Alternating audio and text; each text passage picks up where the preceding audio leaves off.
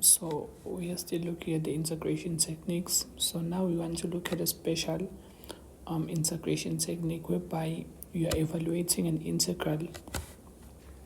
We are evaluating an integral in a form of f of cos theta sine theta, where the denominator is an expression of sine and cos. So how do you evaluate integrals like that? This is d theta. You want to evaluate integrals like this whereby the denominator is just an expression of sine and cos. The sine and cos can be squared or can be raised to the power 1. So, but there's a certain approach that you use if you want to evaluate integration techniques like this one. So I'm going to start with whereby we are looking at 1 over f of cos squared sine squared when they are both squared. So this can be expression like 1 over a sine squared theta d theta integration of a plus b sine squared theta plus c cos squared theta d theta expression like this. The integral of a plus b cos squared theta d theta, etc. So you basically just have the denominator of your integral. You have the denominator of your integral as a trigonometric function raised to the power 2. So how do you evaluate integrals in these formats? They all share the same approach. So let me just take an example. So if you're given an integral of 1 over a constant b sine squared x plus c cos squared x ds. So you want to find the integral for this. So here we're going to use the substitution. So I'm going to say, I'm using a substitution. I'm going to say t is equals to tan x. You're using a substitution saying t is equals to tan x for this particular integral though. For this particular integral, this is the substitution that we use. So if I'm using t is equals to tan x, this is the same thing as tan x is equals to t over 1, right? So if you draw your right angle triangle, the angle is what is x, and we know that tan is what TOA. So opposite, your opposite is opposite over adjacent, right? Opposite over adjacent. So your opposite is t, your adjacent is 1, which means your hypotenuse is what? Your hypotenuse is 1 plus t squared. So there's a reason why I'm formulating, this is x. There's a reason why I'm formulating this right angle triangle, because it's going to help us simplify this entire expression. So here, now we want to represent sine x and cos x with respect to t, right? So how do you do that? From this triangle, we know that sine x will be what? Sine x is opposite over hypotenuse, which is t over root 1 plus t squared, and then cos x is equals to what? Adjacent over hypotenuse, which is 1 over root 1 plus t squared. So now you have represented cos and sine in respect of t. So you're going to substitute here. So this is going to be the integral of 1 over a plus b. What is sine? Sine is t over root 1 plus t squared, squared here, plus c. What is cos? Cos is 1 over root 1 plus t squared, isn't it? So from here, we can just further simplify this expression. if we simplify this expression, we're going to get a 1 plus t squared plus b t squared plus c plus c, yes, and then the numerator is going to be 1 plus t squared, right? So I just divided by 1 plus t to remove the denominator of the denominator so that you can have an expression like this. So, but remember, this is still dx, but now we are integrating in terms of t, so we need to change dx. So we come back to the initial substitution statement where we said t is equals to tan x. So from here, dt is equals to what?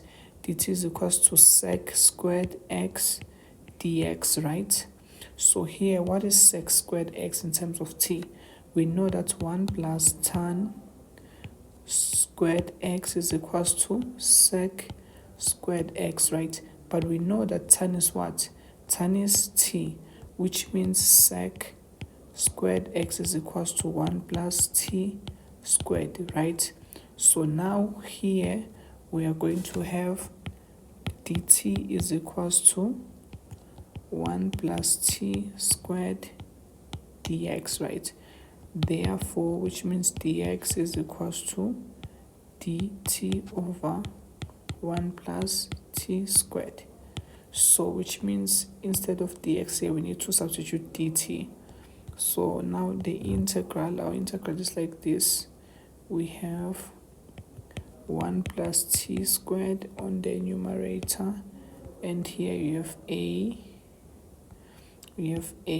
1 plus t squared, you have plus bt squared plus c times what is dx? Dx is dt over 1 plus t squared. And then we can see here that this will divide each other. So now the integral of 1 over a plus at squared plus bt squared plus c, right, dt. So here I can simplify this by collecting like terms. This is the same thing as a plus b t squared for these two, right, and plus a plus c dt, right? This is what I have. And then I'm going to factor out this a plus b. So 1 over a plus b is the integral. It's going to be 1 over t squared plus a plus c over a plus b, right, dt. So now we can see that this integral is in a form that we know. It's in an integration technique that we've done before. Remember, we said the integral of 1 over x squared plus a squared dx, right, is equals to 1 over a tan inverse of x over a plus c, right? So this is in the same format as this, right? So from here, what do? We need to determine a, right? So from this, we can see that a squared is the same as a plus c over a plus b, right? Which means a is what? Is root a plus c over a plus b. So this is the same thing as a squared if we are looking at this format. So now with this knowledge, we can say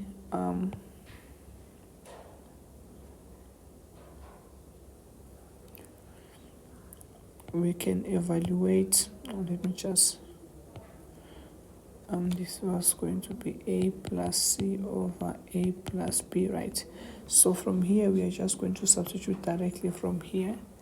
So this is going to be this 1 over a plus b times 1 over a. Our a is what? Is root a plus c over a plus b, right? Because this is a squared, which means our a is the root of that. And tan inverse of what is 1 over a, which is root a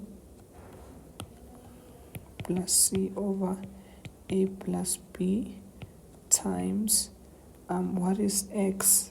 X is what?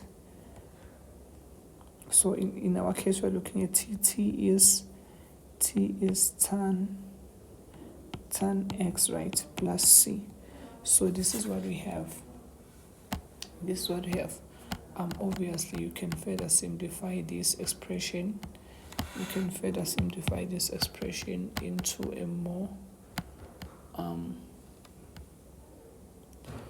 a less complex form, which is if you simplify these,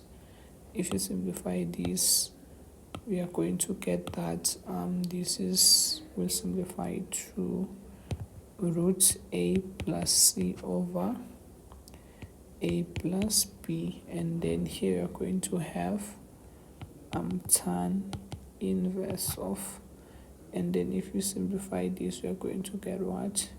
This is the same thing as a plus b over a plus c tan x plus c.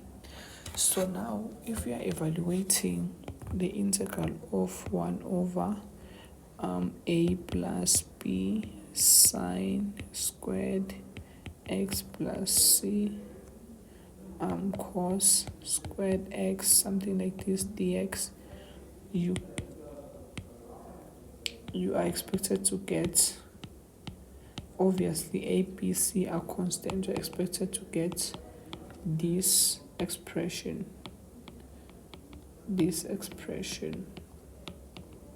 tan x plus c, right?